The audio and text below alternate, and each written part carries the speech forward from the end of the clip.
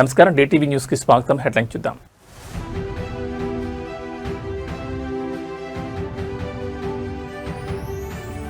పేదవాడి ఆకలి తీర్చే అన్నా క్యాంటీన్లకు 5 స్టార్ హోటల్స్ అండ 50 లక్షల భారీ విరాళం.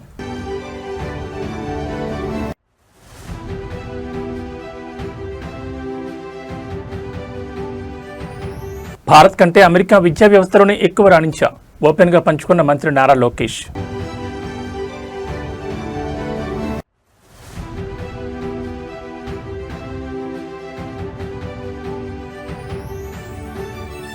సిగాచి అగ్ని ప్రమాద ఘోరకరికి ఏడాది, నేటికి అందని ₹1 కోటి పరిహారం.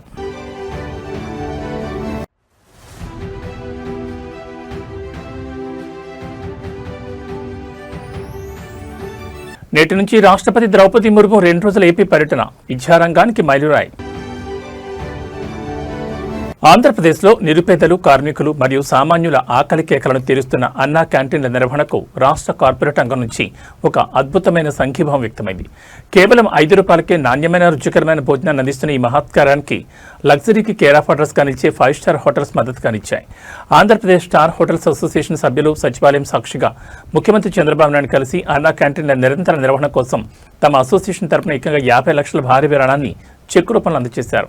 ఆంధ్రప్రదేశ్ రాష్ట్ర ప్రభుత్వం ప్రతిష్టాత్మకంగా పునఃప్రారంభించిన అన్నా క్యాంటీన్ల ద్వారా రోజు లక్షలాది మంది పేద ప్రజలు ఆకలి తీర్చుకుంటున్నారు.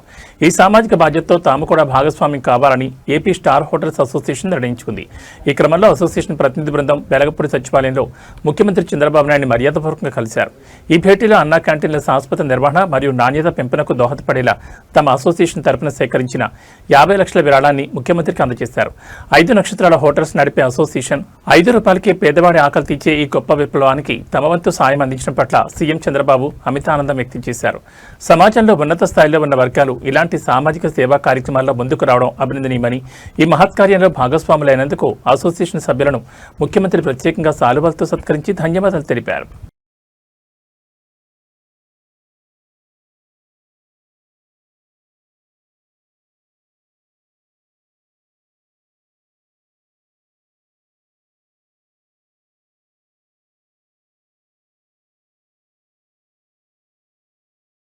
ఆంధ్రప్రదేశ్ విద్యాశాఖ మంత్రి నారా లోకేష్ విద్యార్థులతో ముఖాముఖి వేదికగా చేసిన కొన్ని బోల్డ్ అండ్ ఇంట్రెస్టింగ్ వ్యాఖ్యలు ఇప్పుడు సోషల్ మీడియాలో విపరీతంగా వైరల్ అవుతున్నాయి. సాధారణంగా రాజకీయ నేతలు వేదికలపై కేవలం అధికారిక విషయాలే మాట్లాడుతూ ఉంటారు. కానీ లోకేష్ మాత్రం విద్యార్థుల నడుమ ఒక స్నేహితుల్లా మారిపోయి తన వ్యక్తిగత చదువుల ప్రయాణాన్ని ఓపెన్గా పంచుకున్నారు.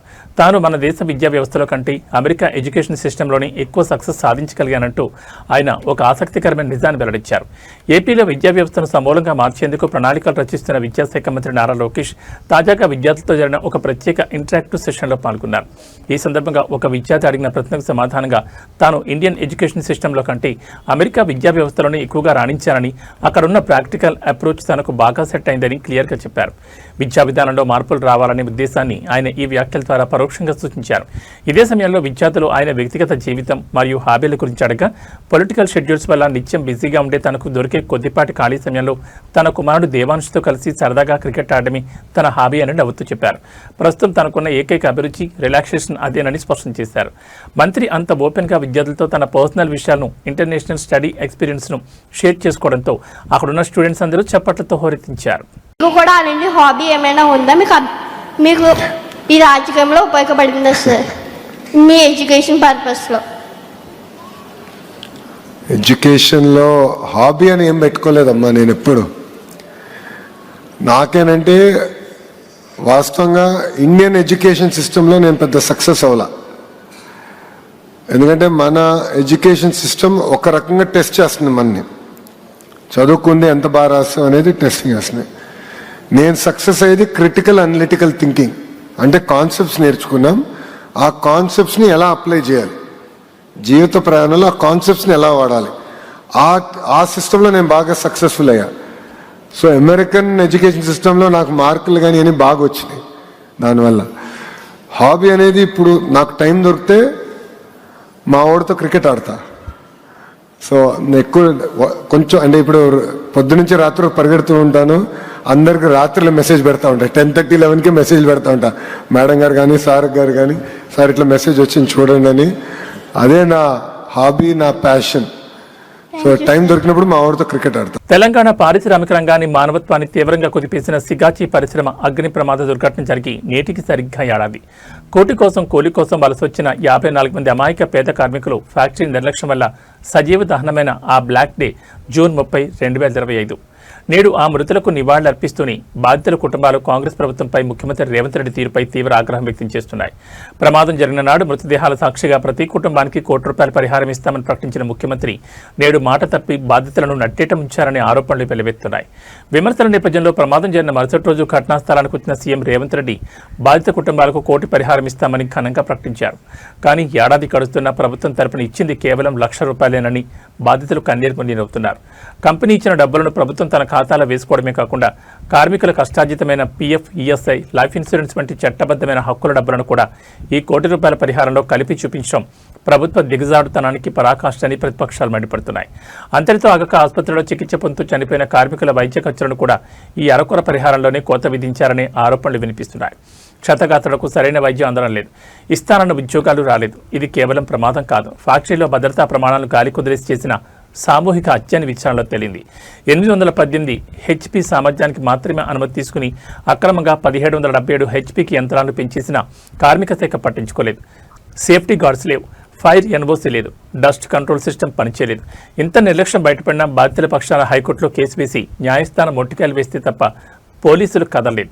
తూతూ మంత్రంగా ఎండీని అరెస్ట్ చేసి వెంటనే బెయిల్ వచ్చేలా పరోక్షంగా సహకరించడం చూస్తుంటే ప్రభుత్వం యాజమాన్యం మధ్య లోపాయికారీ ఒప్పందాలున్నాయని అనుమానాలు బలపడుతున్నాయి.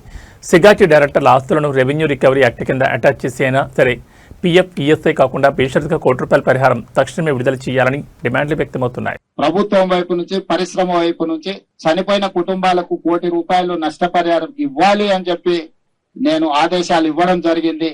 ఆదేశాల ప్రకారం మా మంత్రులు పరిశ్రమ యజమానులతో మాట్లాడి ప్రభుత్వం వైపు నుంచి సహకారం తీసుకొని వాళ్ళకి నష్టపరిహారం అందించడం జరుగుతుంది. తెలంగాణలోని ప్రముఖ దేవాలయాలైన యాదాద్రి, బాసర, భద్రాచలంలో వేద పండితుల నియామకాల ప్రక్రియ తీవ్ర వివాదానికి దారితీసింది. ప్రత్యేక తెలంగాణ రాష్ట్రం సిద్ధించిన తర్వాత కూడా మన పుణ్యక్షేత్రాల్లో మన స్థానిక వేద పండితులకు దక్కాల్సిన ఉద్యోగ అవకాశాలు ఇతర రాష్ట్రాల వారికి కట్టబెడుతున్నారంటూ వస్తున్న ఆరోపణలు ఇప్పుడు తీవ్ర దుమారం రేపుతున్నాయి. ఈ అన్యాయం నిరసిస్తూ తెలంగాణ వేద పండితుల ప్రతినిధులు ఈరోజు బీఆర్ఎస్ పార్టీ మాజీ మంత్రి, deputy floor leader Thanneer Harish రావుని, అలాగే మాజీ మంత్రి వి శ్రీనివాస్ గౌడ్ని కలిసి ఒక అధికారిక వినతిపత్రం సమర్పించారు. తెలంగాణ ఆవిర్భావం వెనుక ఉన్న ప్రధాన లక్ష్యమే స్థానికుల హక్కుల పరిరక్షణని, కానీ ప్రస్తుత కాంగ్రెస్ పాలనలో స్థానిక వేద పండితులకు ఘోర అన్యాయం జరుగుతోందని మాజీ మంత్రి హరీష్ రావు తీవ్రంగా మండిపడ్డారు. దేవాలయాల్లో వేదాలు వెలించే పండితులను కూడా ఈ ప్రభుత్వం వేధించడం అత్యంత బాధాకరమని ఆయన ఆవేదన వ్యక్తం చేశారు. మన యువత హక్కులను కాపాడాల్సిన బాధ్యత రాష్ట్ర ప్రభుత్వంపై ఉందన్నారు. ఈ నియామక ప్రక్రియలో పూర్తి పారదర్శకత ఉండాలని డిమాండ్ చేసిన హరీష్ రావు ఇంటర్వ్యూలు నిర్వహించే బోర్డులలో సైతం ఇతర రాష్ట్రాల వారిని కాకుండా తెలంగాణకు చెందిన అర్హులైన వేద పండితులకి అవకాశం కల్పించాలని స్పష్టం చేశారు. స్థానిక రిజర్వేషన్ నిబంధనలను తూచే తప్పకుండా అమలు చేయకపోతే బీఆర్ఎస్ పార్టీ తరపున పెద్ద ఎత్తున పోరాడతామని హెచ్చరించారు. అర్హులైన తెలంగాణ వేద పండితులకు న్యాయం జరిగేలా ప్రభుత్వం తక్షణమే జోక్యం చేసుకుని ఈ నియామక ప్రక్రియను పూర్తిగా సమీక్షించాలని ఆయన డిమాండ్ చేశారు.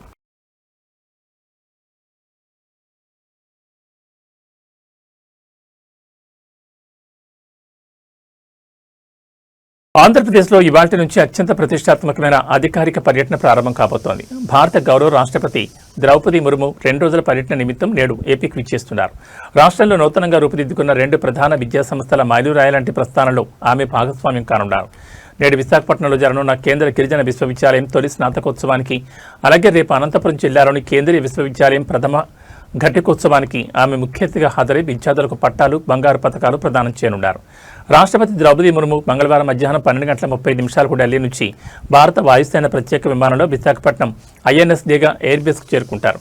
అక్కడ నౌకాదళం నుంచి గౌరవ వందనం స్వీకరించిన అనంతరం బీచ్ రోడ్లోని వి కన్వెన్షన్లో జరిగే కేంద్ర గిరిజన విశ్వవిద్యాలయం తొలి స్నాతకోత్సవంలో పాల్గొంటారు. విజయనగరం జిల్లా కొండకరకంలో తాత్కాలికంగా నడుస్తున్న ఈ వర్సిటీకి చెందిన 373 మంది విద్యార్థులకు డిగ్రీ పట్టాలు, 13 మంది టాపర్లకు గోల్డ్ మెడల్స్ రాష్ట్రపతి చేతుల మీదుగా అందజేస్తారు.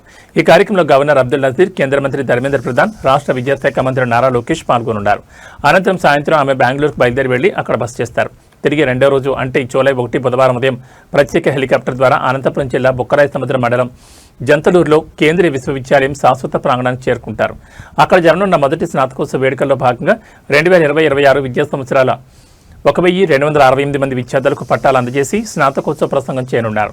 రాష్ట్రపతి రాక దృష్ట్యా విశాఖ, అనంతపురం జిల్లాలో కట్టుదిట్టమైన భద్రతా ఏర్పాట్లు చేశారు.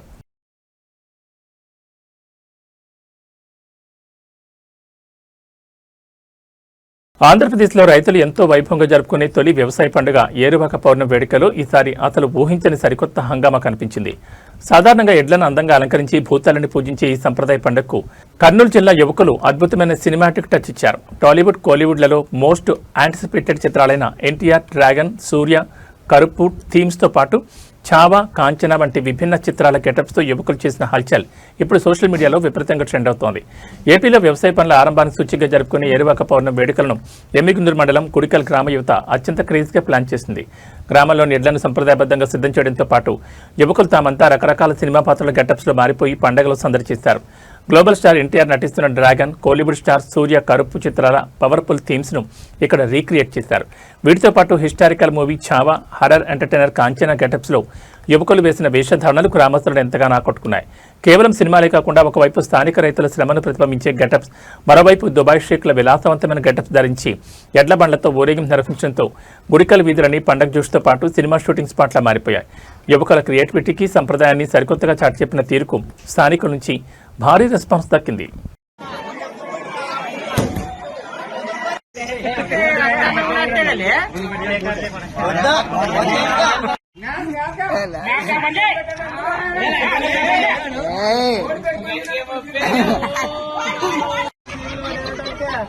అతను వచ్చి దులపండి.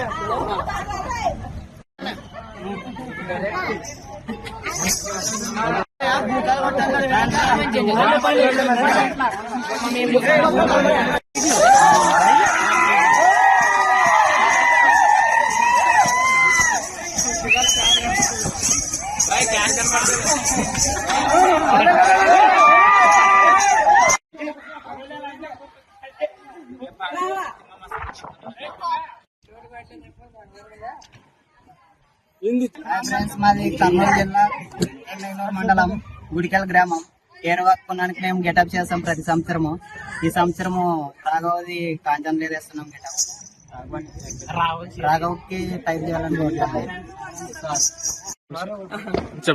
నా పేరు సంతోష్ కుమార్, కర్నూలు జిల్లా ఎమ్మిగనూరు మండలం గుడికల్ గ్రామము. ఈ రోజు ఏరువాక పౌర్ణమి సందర్భంగా అయితే మేము ఈ గిటార్ వేసినాము. ఊర్లో వాళ్ళందరూ ఎదురు పండుగ సందర్భంగా కాంచారా fans, NTR fans, Prabhas fans అందరూ వాళ్ళు అభిమానంతో వేస్తే మేము అలా కాదు, మేము బోన్ గా చేస్తున్నాం. ఈసారి మేము దుబాయ్ షర్ట్స్ వేస్తున్నాం. ఇంకా మా ఫ్రెండ్స్ వాళ్ళు రైతులు కూడా వేస్తున్నారు. కోట్లాది మంది హిందువుల ఆరాధ్య దైవం శ్రీవారి పాదాల చెంత ఉన్న తిరుమల అలిపిరి గోశాల ప్రాంగణంలో పవిత్రతను మంటగలిపేలా ఒక మందుబాబు హల్చల్ చేయడం తీవ్ర కలకలం రేపింది. మద్యం సేవించి పూర్తిగా మత్తులో మునిగిపోయిన ఒక వ్యక్తి గోశాలను దర్శించుకునేందుకు వచ్చిన భక్తుల పట్ల అత్యంత అనాగరికంగా, అసభ్యంగా ప్రవర్తించాడు. పవిత్ర పుణ్యక్షేత్రంలో ఈ మద్యం తాగి తిరగడమేంటని ప్రశ్నించిన భక్తులపై సదరు మందుబాబు తిరగబడ్డమే కాకుండా మిమ్మల్ని చెప్పుతో కొడతానంటూ బహిరంగ బూతులతో బెదిరింపులు దిగాడు. తిరుమల కాలినడక మార్గానికి అత్యంత సమీపంలో ఉండే అలిపిరి గోశాలకు నిరంతరం వందలాది మంది భక్తులు వస్తూ ఉంటారు. ఈ క్రమంలో మంగళవారం ఒక వ్యక్తి పూర్తిగా మద్యం మత్తులో గోశాల ప్రాంగణంలోకి ప్రవేశించాడు. అక్కడున్న మహిళలు, చిన్నపిల్లలను కూడా చూడకుండా భక్తులను అసభ్య పదజాలంతో దూషించడం ప్రారంభించాడు. అతని ప్రవర్తన తప్పుపడుతూ అక్కడున్న కొందరు భక్తులు నిలదీగా తీవ్ర ఆగ్రహానికి గురైన ఆ మందుబాబు భక్తులపైకి దాడికి వెళుతూ చెప్పుతో కొడతానంటూ అత్యంత దారుణమైన బూతులతో హెచ్చరించాడు.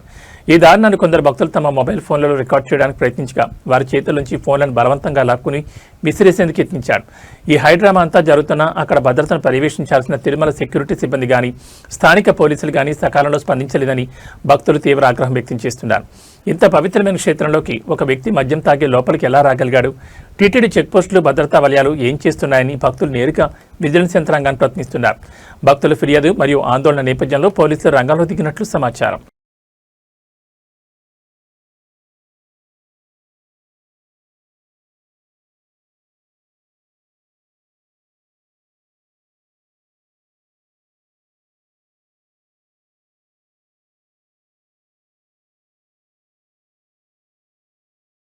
వరంగల్ జిల్లా వేదికగా నమ్మశక్యం కాని ఒక అద్భుతమైన చారిత్రాత్మక మిస్టరీ ఉదంతం వెలుగులోకి వచ్చింది.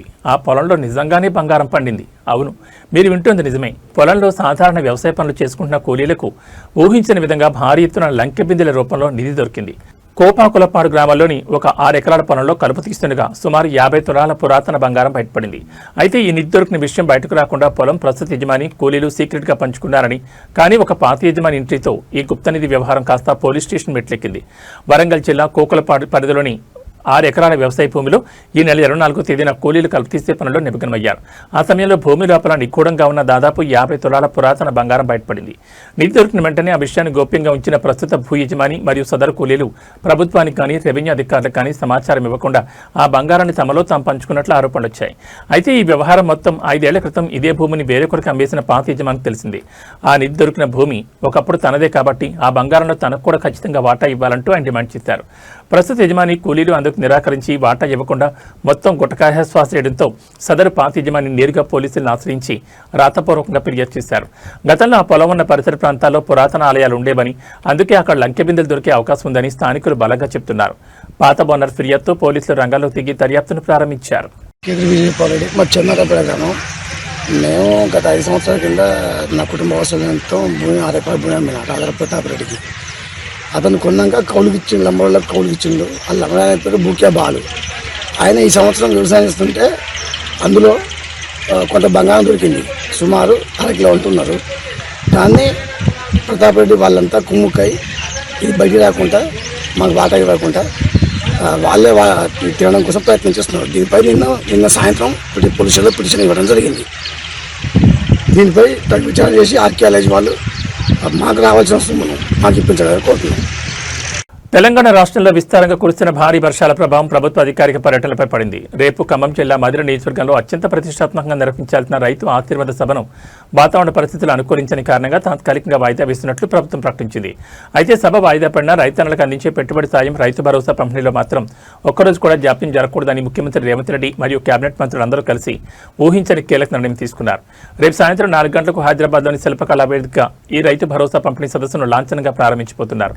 వాతావరణ శాఖ హెచ్చరికలు, వర్షాల తీవ్రత దృష్ట్యా మదిరిలో లక్షలాది మందితో జరగాల్సిన బహిరంగ సభకు వచ్చే రైతులు, ప్రజలు ఇబ్బంది పడకూడదనే ఉద్దేశంతోనే ఈ మార్పులు చేసినట్లు ప్రభుత్వం వెల్లడించింది. రైతుల ఖాతాలోకి నేరుగా పెట్టుబడి సాయం నిధులు చేరడమే ప్రథమ ప్రాధాన్యతగా భావించిన సీఎం రేవంత్ రెడ్డి కేబినెట్ మంత్రులతో అత్యవసరంగా సమీక్షించి ఈ ప్రత్యామ్నాయ మార్గాన్ని ఎంచుకున్నారు. ఈ నిర్ణయం ప్రకారం రేపు సాయంత్రం 4 గంటలకు హైదరాబాద్ శిల్పకళా వేదిక నుంచి కంప్యూటర్ బటన్ నొక్కి రైతుల ఖాతాలోకి నేరుగా రైతు భరోసా నిధులను జమ చేస్తారు. ఈ చారిత్రాత్మక కార్యక్రమాన్ని రాష్ట్ర వ్యాప్తంగా ఉన్న రైతులందరూ వీక్షించేలా గ్రామాల్లోని స్థానిక రైతు వేదికల ద్వారా లైవ్ స్క్రీన్స్ ఏర్పాటు చేసి డిజిటల్ పద్ధతిలో కనెక్ట్ కానున్నారు. వాతావరణం అనుకూలించిన వెంటనే మదిరిలో జరగాల్సిన రైతు ఆశీర్వాద సభ కొత్త తేదీని ప్రకటిస్తామని, ముందుగా అకౌంట్లలో డబ్బులు వేసి ఆ తర్వాత మరింత ఘనంగా సభను నిర్వహిస్తామని రైతులంతా ప్రభుత్వాన్ని సహకరించాలని మంత్రుల బృందం కోరింది.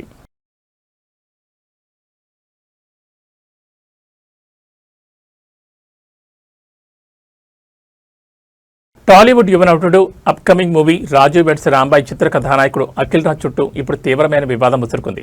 కేవలం ఒక ఫుడ్ లేదా పార్సిల్ ఆర్డర్ తప్పుగా డెలివరీ చేశాడనే కోపంతో రాత్రింబావులు కష్టపడి పనిచేసుకునే ఒక సామాన్య డెలివరీ బాయ్పై ఈ హీరో అత్యంత దారుణంగా అనాగరికంగా ప్రవర్తించినట్లు సంచలన ఆరోపణలు వస్తున్నాయి.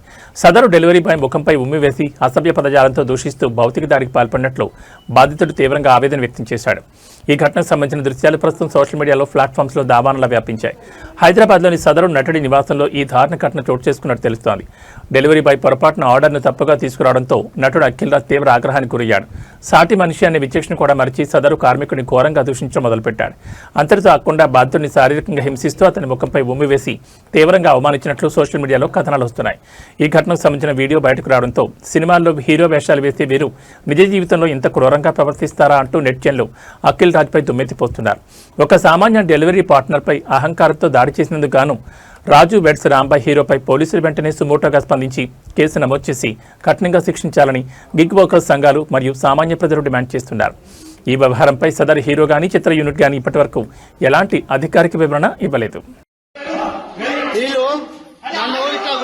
డెలివరీ మీటింగ్ రాంగ్ అడ్రస్ ఇచ్చినందుకు నన్ను అమ్మ నా బూతు మాట్లాడి టూ అని ముఖం మీద ఉంచి ఈ క్యాండిడేట్ నా మీదకి వేసుకొని గుట్టం వస్తుండే ముఖం మీద. ఈ ఆంటీ ఏమో నా మీద ముఖం మీద ఉంచింది ఆంటీ, నేనేమో నన్ను గుట్టానికి ఎట్లా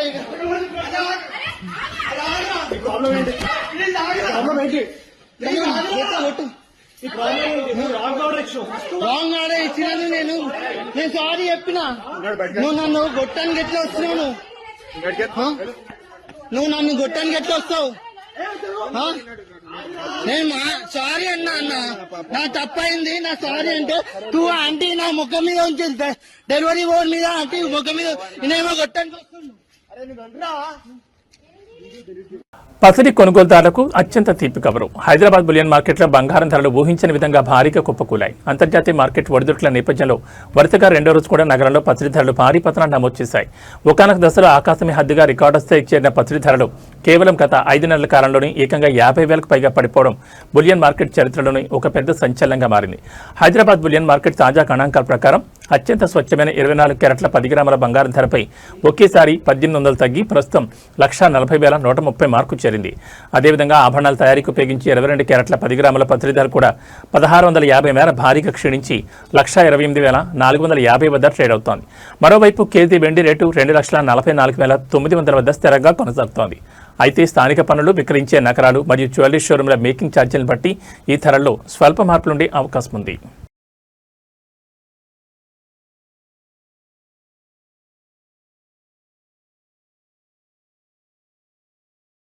దేశవ్యాప్తంగా కోట్లాది మంది రైతాంగాన్ని, పాలకులను తీవ్ర కలవరానికి గురిచేసే వాతావరణ హెచ్చరిక నివేదిక కేంద్ర ప్రభుత్వం నుంచి వెలువడింది. పసిఫిక్ మహాసముద్రంలో వేగంగా బలపడుతున్న ఎల్ నినో రాక్షస ప్రభావం భారతదేశ నైరుతి రుతుపవనాలను పూర్తిగా దెబ్బతీసింది. గడిచిన 125 సంవత్సరాల కాలంలోనే దేశం ఎన్నడూ చూడని విధంగా ఈ ఏడాది జూన్ నెలలో అత్యంత భయంకరమైన వర్షపాత లోటు నమోదైంది. జూన్ 1వ తేదీ నుంచి 28వ తేదీ వరకు దేశవ్యాప్తంగా సాధారణంగా కురవాల్సిన వర్షపాతం కంటే సగానికి పైగా వర్షాలు ముఖం చాటేశాయి. ఏకంగా 43% వర్షపాతం లోటుతో దేశంలోని వందలాది జిల్లాలు ప్రస్తుతం తీవ్ర కరువు కోరలో చిక్కుకునే పరిస్థితి కనిపిస్తోంది. వాతావరణ శాఖ అధికారిక లెక్కల ప్రకారం జూన్ 1 నుంచి జూన్ 28 వరకు దేశంలో సాధారణంగా 149.8 మిల్లీమీటర్ల వర్షపాతం నమోదు కావాల్సిండగా ఈసారి ఎల్ నినో ధాటికి కేవలం 85.2 మిల్లీమీటర్లు మాత్రమే కురిసింది. ఈ 43% భారీ లోటు కారణంగా దేశంలోని మొత్తం 724 జిల్లాలకు గాను 315 జిల్లాల్లో దీని ప్రభావం అత్యధికంగా ఉన్నట్లు కేంద్ర ప్రభుత్వం అత్యవసరంగా గుర్తించింది. ముఖ్యంగా మధ్య భారతదేశం, ఈశాన్య రాష్ట్రాల్లో ఖరీఫ్ సాగు పనులు పూర్తిగా నిలిచిపోయే ప్రమాదం ఏర్పడింది. గత చరిత్రను పరిశీలిస్తే భారతదేశంలో 1905లో 87.4 మిల్లీమీటర్లు, 1926లో 100 మిల్లీమీటర్లు, 2009లో 87.5 మిల్లీమీటర్లు, అలాగే 2014లో 95.3 మిల్లీమీటర్ల అత్యల్ప వర్షపాతాలు నమోదయ్యాయి. కానీ ఈ ఏడాది కేవలం 85.2 మిల్లీమీటర్లు మాత్రమే నమోదు కావడం గమనార్హం. దీనివల్ల దేశంలో పప్పు ధాన్యాలు, నూనె గింజలు, వరి సాగుపై తీవ్ర ప్రభావం పడే అవకాశం ఉందని నిపుణులు హెచ్చరిస్తున్నారు. ఈ క్రమంలో కేంద్ర వ్యవసాయ శాఖ రాష్ట్రాలతో కలిసి అత్యవసర ప్రణాళికలు సిద్ధం చేస్తోంది. అయితే జూలై మొదటి వారంలో రుతుపవనాలు పుంజుకునే అవకాశం ఉందని వాతావరణ శాఖ స్వల్ప బోరటనిచ్చింది.